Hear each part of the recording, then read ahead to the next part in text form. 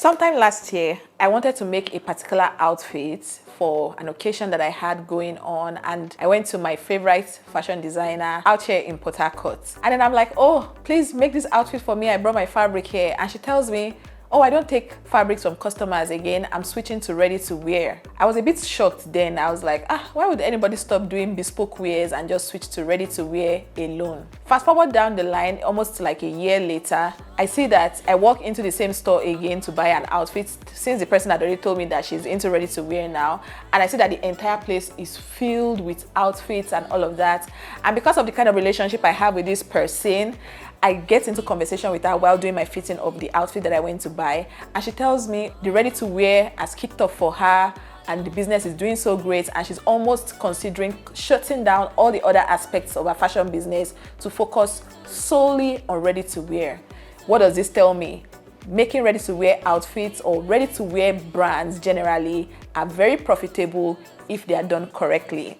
From my relationship with this person that I'm talking about, I'd like to share some tips with you as well. If you're in a situation where you're running a fashion business and your fashion business is not doing so great and you're thinking of pivoting into something else, I highly recommend the ready-to-wear brand aspect of fashion design. If you'd be interested in learning some of the tips that I have to share with you guys in today's video, please, as usual, make sure you watch this video all the way through. I'm going to be dropping some gems in this video with examples.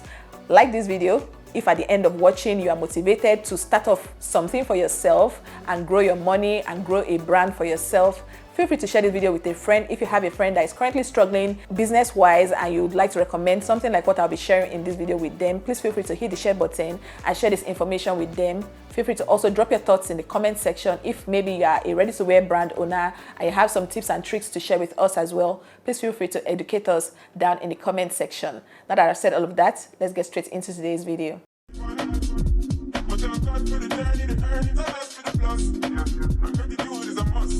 For the sake of today's video, I have 9 steps for you guys. You can call them 9 tips on starting a ready-to-wear brand. Steps, tips, anyone you like to call it. But I have 9 bullet points to share with you guys.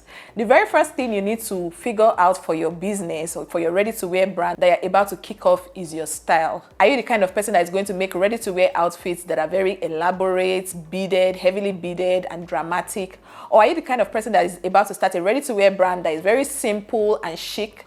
Are you the kind of person that is doing strictly native, traditional kind of ready-to-wear outfits? Are you going to be into English, British, kind of European and Western kind of outfits? You need to decide for yourself what exactly is your style. What do you want people to think of when they think of your style? I'm going to cite some examples for us. When talking about Nigerian fashion designers that are strictly ready-to-wear brands, I'm going to start off with my favorite, of course, someone that I know I'm of close proximity to a certain extent to out here in Port Harcourt is Frida Cameo Style House. When I think of Frida Cameo Style House's style of designs when it comes to our ready-to-wear outfits, they are simple and elegant at the same time. Majority of the ready-to-wear outfits that I wear on here on the channel as well are from Frida Cameo Style House, and our styles are simple and also elegant at the same time. You know, there's some kind of simple outfit that, you know, this one is just for Wakadube outing. When I say Wakadube, just like casual running errands kind of outfits. And then you have some simple outfits that can also be restyled into something that you wear to an occasion, a special occasion. So that is where Frida's outfits fall into. They are simple, but you can totally rock them when it comes to elaborate occasions. Of recent as well, she has some designs that are more regal and gallant, and of course those ones are pricier, but decide for yourself. And while also deciding on this style that we're talking about, determine the price range that you want your outfits to be. Do you want your outfits to just be 5,000 naira no matter what design it is? The sale price is 5,000 naira, or do you want it to be between 5,000 naira and 25,000 naira, or do you want your sale prices to be from 25,000 naira upwards? Decide the price range. That's what is also going to determine if the style you're going for is going to fit into this price range.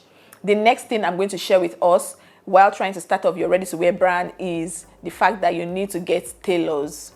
A ready-to-wear brand most likely is making outfits in mass. It's a kind of like a mass production business. You are making a particular style of outfits in numerous quantities, right? You are kind of like a wholesaler, right? So you cannot do it alone. If you're thinking of starting a ready-to-wear brand and you're running a one-man show, I don't know, maybe except you're a machine of some sort, you have some kind of machinery situation going on in your body. But if you're a human that gets tired, you need tailors. And I hear a lot of people saying, oh, getting tailors can be very difficult. I've not gotten to that point yet in my business, so I cannot really speak a lot about the process of getting tailors that will sew for you. But from what I've seen with the people around me in my life that run ready-to-wear brands, they usually go to agencies that now like get those tailors, they vet them and all of that. So if you have that kind of agency in your location, you can walk up to them, ask them questions on how to get, tailors, recruit tailors for your business. Or if you're the kind of person that just has a lot of, local tailors that are freelancers in your location, you can talk to them directly. Oh, will you be willing to sew outfits for me at so and so price, and decide on it? Honestly, because I've not gotten a lot of experience in this aspect of fashion design, I cannot say a lot about it. If you're a fashion designer that owns like a proper ready-to-wear business, please educate us down in the comment section. When getting your tailors, how did you go about it? Did you go to an agency? Did you just find them in your locality? Please, we would like to know. Let's know down in the comment section. Now that you've gotten all your tailors and you're ready to start up business, the next thing I would advise you do while also setting up this ready-to-wear brand is, of course, like I said earlier, decide the price range. Take into consideration every single expense that you're incurring with this your business while deciding on your price range.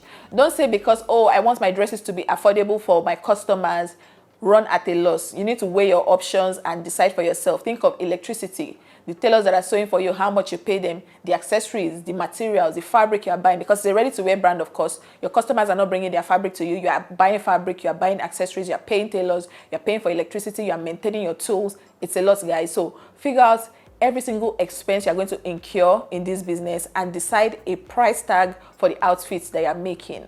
And when I say decide on your style, it doesn't have to be a single style. You can do a bunch of different simple styles that you know that your target audience would love and appreciate. Another major fashion designer that runs a ready-to-wear brand out here in Nigeria is Mayrush Online, and I just love how she packages her outfits. The dresses are always simple. She does a lot. Go on Instagram and check out Mayrush Online. This video is not sponsored. Most of these people that I'm talking about, I just like them personally. I've patronized their brands occasionally. So I know, I kind of like what I see online. And I believe a lot of other people that patronize them as well love the work that they are doing. So go check out Frida, Cameo Style House. Check out Mayrush Online. I can just kind of just look at how their outfits look, and most of them all of them, the two of them anyway, they put their prices in the description or the caption of their post, so you see the price range that they are working with and the quality of work that they do. Now that you have determined the price range of the dresses or styles or shirts, whatever it is that you're making, the next thing you need to do is, for me personally, start small and test the waters. When starting off a brand new ready-to-wear brand, I don't recommend that you do 100 pieces of a particular style. Start small. You can start with 5, 10, test it out, see what the reception is like for the target audience, the audience you are targeting, basically kind of see the reaction. If people love it, of course, you know that it's a no-brainer. It's time to make more of this and sell more. Don't start off doing a lot or making a lot and then you realize that the reception you kind of imagined in your head is not the reception you're getting. If you started small, did a couple, and you said that, okay, people are not really eating up this style, you know that, okay, it's time for us to try something else. Let's make another style, do a couple of it, see what the reaction is like, until you make the one that a lot of people rush, and you know that, okay, this is it, this is the breaking point of this business, so you make more of that. So basically, the summary of all I've just said now is start small and then scale up with the number of outfits that you make. The next thing you need to do is, again, review. Start off first, do a collection of maybe like 5 different designs, 5 pieces, sell it. Look at what the reception is like. This first style that I made, the people really buy it a lot.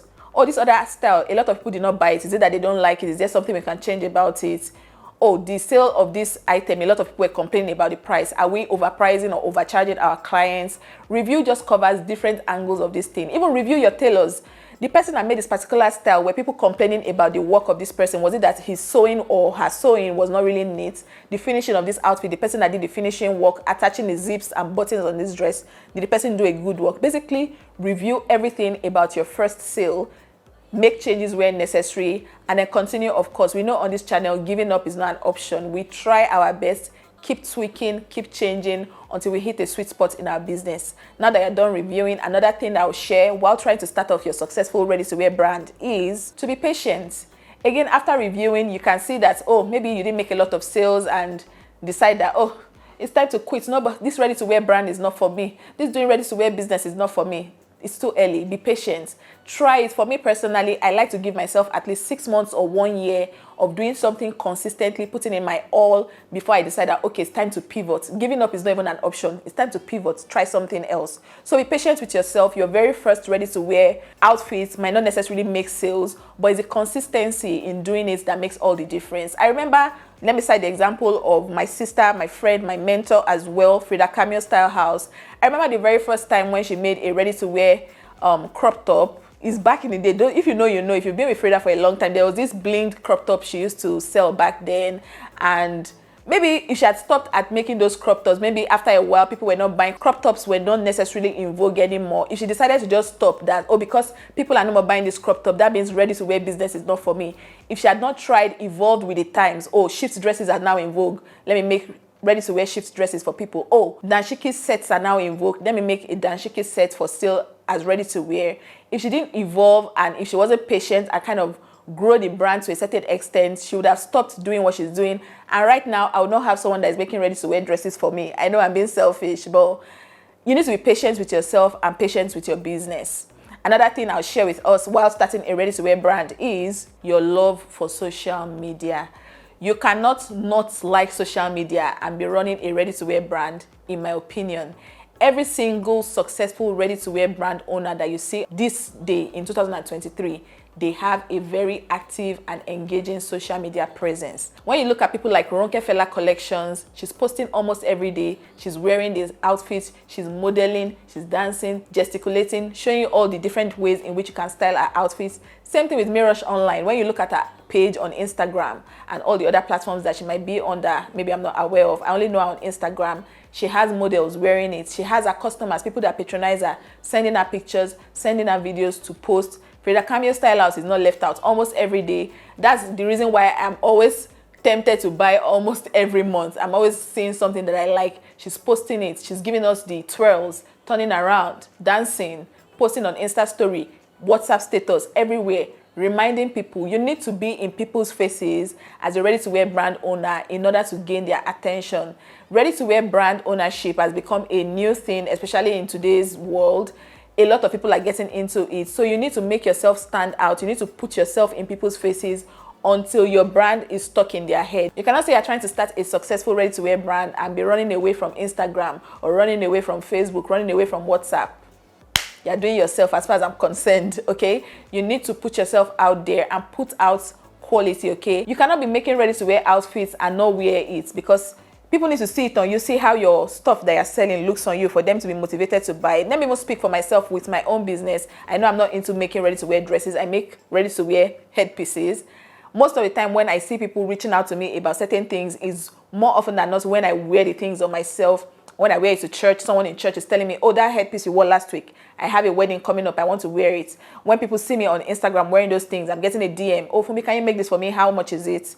So put yourself out there, basically. Advertise, advertise, advertise. I cannot overemphasize the importance of advertising, okay? And we have a platform like TikTok now. TikTok is a very viable platform where you can get customers, okay? Customers are on TikTok as well. I know some people have this impression in their mind that, oh, TikTok is just for banter and jokes. My TikTok page now is almost at 20,000 followers and it's from posting serious content. You will never catch me on TikTok dancing. I'm not, no shade to people that dance for us on TikTok. They entertain me a lot. I love content like that, but my TikTok is like a business page as well for me. So take advantage of these platforms. If you're the kind of person that on your Facebook, you get engagement on your Facebook, why are you not posting your work on Facebook? Why don't you try Facebook as a place where you also post your brand, right? So love social media and take advantage of the social media when also trying to grow your ready-to-wear brand. The next thing I have for us is to maintain good quality. Guys, good quality will take your business far.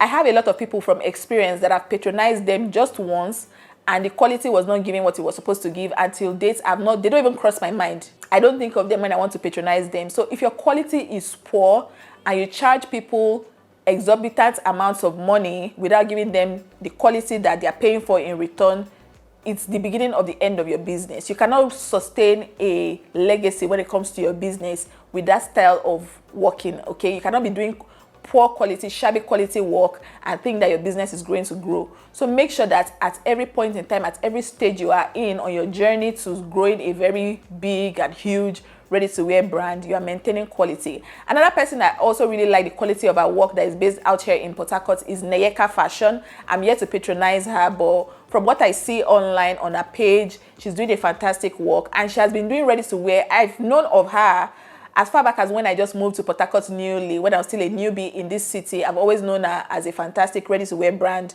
person out here in Port Harcourt. So maintain good quality. It will guarantee you returning customers and it will just give you a good name in the industry that you found yourself basically. Another tip I'll share with us is to grow, expand, and make your money, okay? When your ready-to-wear brand starts to take off, people are noticing you, you are getting sales, grow. If it's that, oh, you started off your business with 3 tailors and the demand for your work now is increasing and those 3 tailors are overworked, grow. Hire more tailors. Oh, the machines that you have at you had at the beginning were just 2 industrial machines, but the demand now is a lot. You need more tailors. Those extra tailors you are getting need extra machines. Buy extra machines, expand the business and grow and make all the money that you can make and just be successful. I hope all of these tips that I shared in this video were useful to us. I hope you are motivated to consider this, especially if you're a fashion business owner that is running a bespoke fashion house where you're not really getting the amount of compensation that you're looking to get in your bespoke fashion house. I hope you consider taking the ready-to-wear route in fashion design. I hope it works for you. Like I always say, with any enterprise, with any business you're starting off, it's not necessarily going to be a happy-go-lucky, interesting ride, but the beauty of it is patience and perseverance that will now take you to the heights that you've always imagined for your business. Thank you guys so much for watching this video. If you're a ready-to-wear brand owner that is running a successful fashion house and you have tips and tricks for us as well, please feel free to let us know down in the comment section. If you're a fashion designer as well that also has your own tips and tricks to share with us, because I also learn from a lot of you guys from the things that you share with me in the comment section, please don't hesitate to share with us in the comments. Thank you so much for watching today's video. And yeah, friends, I can't wait to see you in another video very, very soon. Bye.